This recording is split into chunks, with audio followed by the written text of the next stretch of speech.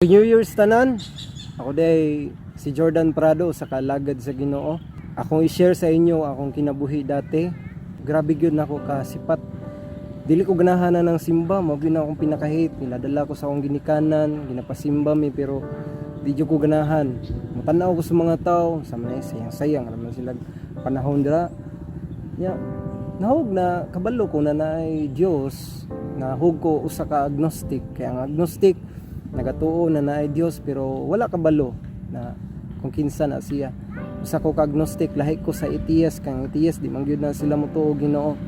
So sa diha nga ang akong kinabuhi tungod lagi pod sa barkada, sige ko og dulag computer, adi ka computer ang mga gamit na mos balay, baligya na ko amo ang karahay, ang mga bronze, kanang wire lagi pang manita na ko na TV akong ibaligya, planggana, tools ni Papa, mga pisa gipambaligya gyud nako kay para lang gyud maka dula og computer, mamaligya og pandisal, mangita ko og pangwarta ba para lang makadula og computer. Nya musibat gani ko kadlawon para lang gyud maka computer. Nya sa ako ang eskwela pod, eskwela ko tulog ra eskwelahan uli.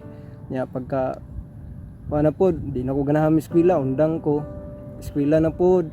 Nya hangyo na po sa maestro magtinarong lagi, undang na pod. Pag eskwela na pod, undang na pod. Dira ko sa Tagum City National High School, eskwela dati. Nya tulo ka tuig na akong nasayang sa ako ang eskwela undang hantod na wala na jud ko nila gidawat na pa eskwelahon didto ah. Human na to sa isa ka tuig nga standby, wala na ko nag-eskwela. Layas manggug ko kay mao lagi dili ko ganahan sa akong parents. Kusog kay kong malikas, kusog kay kumusukol sa ilaha, kanang pamalikas lang mubuhat jugoan ng mga butanga. Nya sa akong kinabuhi atong panahon na grabe gyud, wala ko kasabot ba unsa jude ko, unsa day purpose nga nang naa ko diri, nakapangutang na ako ba sa diha nga nananabaho ko. Talawan lagi kay ko kay di man pud ko, di ko kabalo maampo, wa ko kamat ngo na gitudloan mi sa akong pamilya na magampo. Nya katong time magitalawan lagi ko, nagsugod na dito man ko sa duhali. Kaingon ko na ba kay Ginoo gyud no? Before ng gabi kay talawan lagi ko. Na ba jud kay Ginoo? Samtang nag pitok-pitok ang mata kay talawan lagi kay tan-aw ko sa palibot, nakita oy siradaan na akong balay. Ya mo to na time na sulayan ka na ako mag-pray. Kung tinuod ka na naa ka, kung maayo akong pagtulog, mangayo kog sign, kung maayo akong pagtulog, walay mahitabo na akong di maayo, tinuod yun na naa ka. Ya, pasalamatan ta ka ugma sa buntag. Sukad masukad, mao gyud to ang pinakauna na na-experience na ako na naka-experience ko pinakanindot na kong tulog sa kubok na akong kinabuhi. Sa pagmata na ako, nakaingon ko, kuha sa akong tulog eh. Wala ginahitag maayo gyud kay akong tulog, baka nang na-amaze gyud ko pag-ayo pagmata na ako. Nadunggan ako ang mga langgam, gwapo kay hayag sa adlaw. Ngayon ko naadjud tingali no, naadjud tingali Ginoo ba. So akong gingon gabi na kung mayong tulog, salamatan ta ka. Salamat po siya. Nagpadayon na every night, every morning, nagapray ko, nagapasalamat sa iya ha. Niabot ang panahon na pahulay ko kay gikan lagi og paglimpisa sa basakan. Sa diha nga nipahulay ko, nakita ko og usa ka libro nga gamay ragot ni Pisba. Kita na ko sa TV og radyo na nabuga naman daot lagi ang radyo, daot pud ang TV. Naay usa ka libro dito na ipit. So akong gikuha, nabugan mao man ning basahon na naa sa simbahan. So, sa diha ako siyang giukban. So gitan-aw ingon dito Abraham sa talaan sa kaliwat ni Jesus, anak ko mao man ning ginabasa sa simbahan. So gisulayan lang nako basa. So sa dihang sig basa wa kasabot una. Sa dihang sige na ko basa, dili jud ko himasahon sa tinuod lang, dili ko himasahon pero natinga ko gusto gyud nako basahon pero nitong nakita nako. Sa dihang sige ko basa, pag human akong trabaho, mauli ko, mabasa ko, hantod na kapo gyud kay akong gibati, grabing lipay kay ko na ani dang life ni Jesus no, murag mura ko nagtan-aw sa pelikula ba nga ana ang nahitabuhan ay kayo, nga ana ang kinabuhi ni Jesus, no? Sa diha na duha lang kasi mana, no, ako ag yung gihap gyud kung pila ka adlaw na ako duha kasi mana nahuman ako basa ang New Testament. Diha nagsugod nahuman ako basa siya, nag-commit ko na malagad jud kay Jesus Christ, kay mao day ang purpose akong kinabuhi na malagad diha kaniya. Nya nangayo lang ko sa iya na Lord, balik lang gyud ang akong relasyon na naguba sa akong family, na tudloy ko na higugmaon sila, nya magbaguha akong kinabuhi. Mao lang gyud to nagsugod na niadto ko simbahan, nagfasting ko, nya sa dihang nagfasting ko na pagsulay hapit pa ko na dili makadayon, pero salamat na nakalautay ko. Nya pagka morning nahuman ako fasting, akong ginabuhat lang magpray ko, magkanta, lulsol, tampo lang yun ko, salamat sa Ginoo. Pagkaugma sa dihang akong pag-break na ako, humana nagkaon ako, grabe gud ang ako ang kalipay. Mura ko naglutaw sa hangin na unsa man ning kalipayan, no? Karon pag yun ako ni na-experience nya, may istorya ko, nakaingon ko dili man ni ako kay mapabusanon man ko na masuko sa kuha, dili naman ko mutubag-tubag.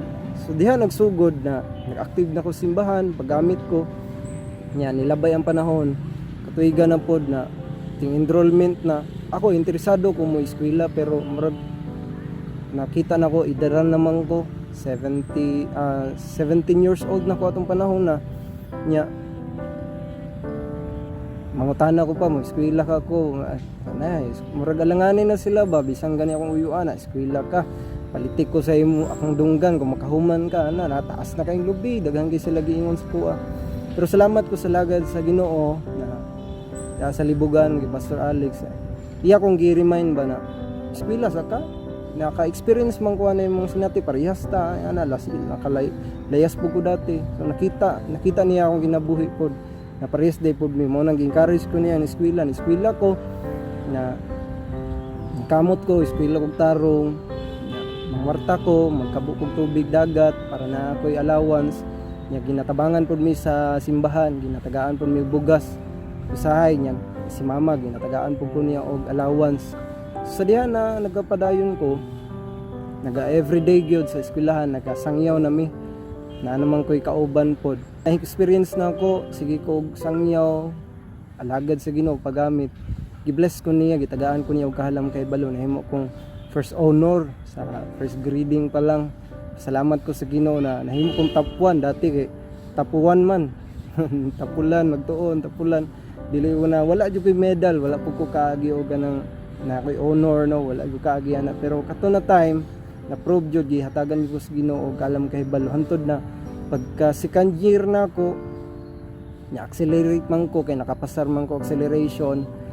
Pagka accelerate na ako na fourth year ko, nya pag human na fourth year ko, na bless ko tungod kay gitagaan pag ko og opportunities Ginoo na makagraduate. Mao na tong last batch sa fourth year, kay kung wala ako kaapil ato grade 11, grade 12 kaapil gyud ako nya grade 8 pa ko, layo pa ko pila pa ka years, mga 5 years pa dapat, pero 2 years lang na ako na human ang ako ang high school. Pag human nato ni eskwela og college sa trade school, eskwela og 1 year and a half as automotive mechanic niya. Pag human ana na nag-ingon ako amigo na eskwela og Japanese kay para daw ma-abroad. Alanganin na pug ko, pero gusto na ko magpastor ba, pero anak kong papa lisod kay na kung magpastor ka wala kay financial kay pareha na ako nya na.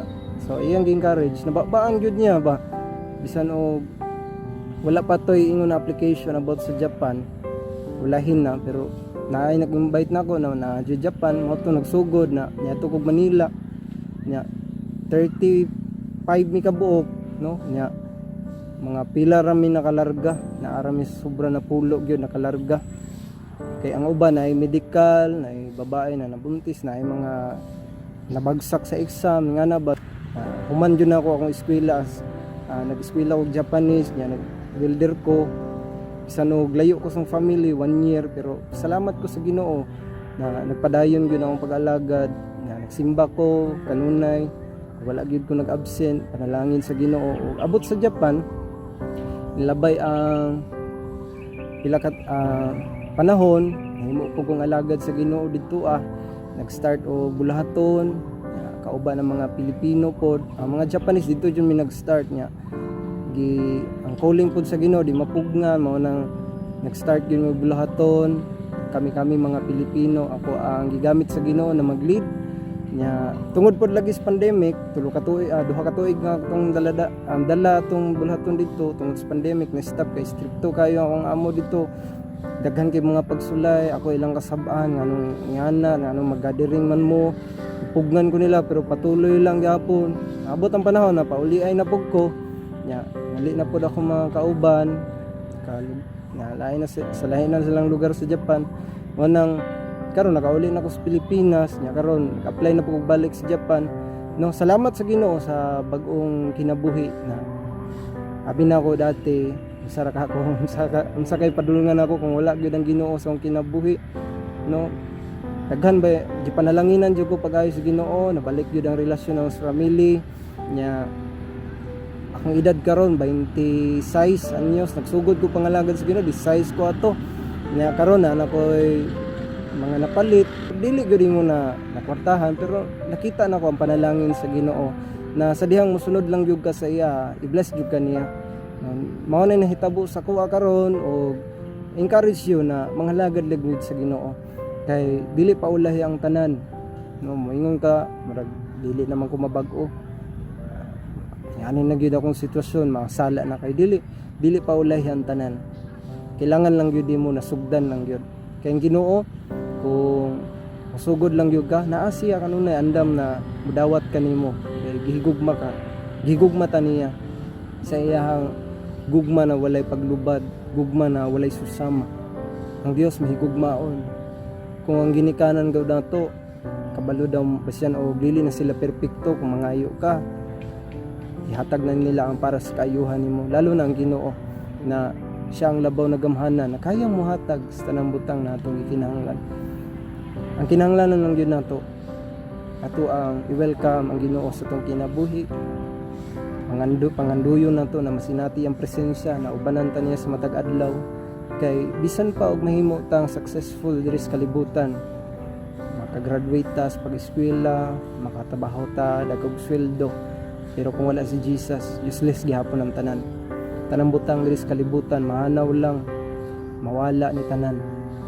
Pero ang relasyon nato sa Ginoo, ang pakig-uban nato sa Dios, walay katapusan. Busa suon ko hinaot na encourage ka ni na testimony, padayon lang o himo ang Ginoo mo'y imong kusog, ang imong kadasig, ang imong tanan sa imong kinabuhi. Salamat kayo. God bless.